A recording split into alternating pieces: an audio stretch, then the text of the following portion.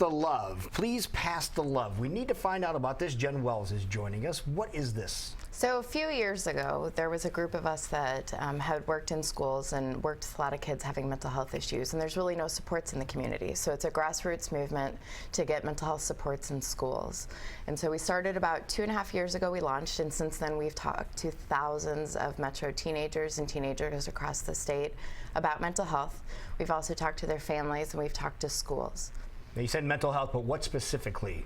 We do a lot of suicide prevention. But now that's pretty prominent, and yeah. why don't you tell everybody some of the stats that we were talking about? Yeah, so in the nation, suicide's the third leading cause of death for young people 15 through 24, wow. But in Iowa, it's the second leading cause of death. I never knew that. Iowa's sadly like in last place when it comes to the nation with suicide prevention and mental health. Until last year, we were the only state that didn't have any suicide prevention policy legislation in place. You know, it seems as if the stigma surrounding mental health in general is getting lesser, like things are getting better, yeah. And that people understand that when you get the flu, your lungs are sick. When you get a virus, your stomach is sick, and sometimes your brain gets sick, and that's what we're talking about here. Now, the kids get counseling in school, but that maybe in some cases doesn't go far enough. Well, right. So if you have a kid that's getting help, but the adults around the child don't know how to handle a child with mental health, sometimes that can be more catastrophic. And then we also try to teach peers how they can recognize signs of mental health in their friends, because peers can be the biggest allies for us when it comes to getting kids help. So when you do these conferences inside of schools, how do you get that conversation started? It's not the most uplifting topic to talk about. So how do you get that started, or what can parents maybe watching now learn from this so they can start the conversation at home? Right. So we have a couple of things. One is when we approach schools, or oftentimes they're approaching us, we do an assessment with them to see where they're at, to see if they have supports in place for their students, for their parents, for their staff, and then connections with community providers. And whatever they're missing, we help them link together.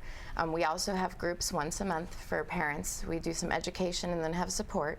And we do groups every fourth Sunday of the month at Amanda the Panda for our young people. What are the causes? What do you hear from kids that have attempted or are pondering suicide? What do you hear from them in terms of what pressures are being put on them? Right. Well, we have to remember that for a lot of our young people, mental health is a very biological issue. I have a 9-year-old that suffers from extreme anxiety and depression, and has also had dark thoughts. And at 9, that's hard. Yeah, sure. And we expect it to be more of a secondary thing, a high school thing. Now, you said he has dark thoughts, and how did you find this out? Talking to him. Which sounds really simple, but for a lot of people, it's very difficult. It is, and so that's one of our biggest recommendations for parents, is just to talk to your kids, to say, how are you feeling? And sometimes it's hard for kids to come forth with that, and so we have to, as parents, continue to not push them, but be able to be open and available to them to talk. If you could give parents any advice, obviously you mentioned talking and that being very, very important, but maybe, you know, it's the 9 o'clock hour. We tend to have kind of a more heavy female audience at this time. We've got moms at home. What are some signs and things they could maybe look for? Right. So for younger kids, depression and anxiety look different than they do in adults. You're looking at irritability, excessive sadness, sleep. Sleep's always a big warning sign. If you have a kid that can't fall asleep or can't stay asleep, usually there's something not going on, or something going on that isn't quite right. Kids that once loved things, now pulling away from things that they, friends that they were with, and now they are more recluse and like to be alone. Big warning signs, kids giving things away, talking about death. Those are all warning signs to be aware of too. We have a website, pleasepassTheLove.org. That's a great resource for families, educators, and young people to be able to access too. So you said we're not doing, we need to do more in our state when it comes to topics like this. Oh, are we on the pathway, besides having this wonderful organization, are we having pathways in legislation or something like that to improve our standing here in Iowa? Well, our governor just closed 2 major mental health institutions in the state, so I would say no.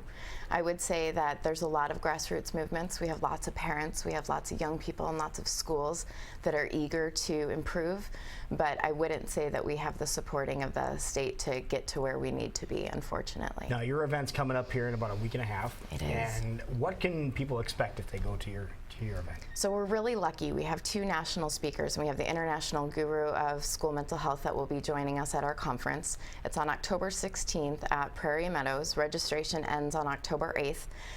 We will have we're looking forward to speakers is coming to talk about social media and teenage mental health trends. There's a whole world out there with social media that we have no clue. We're so glad we did not grow up Right.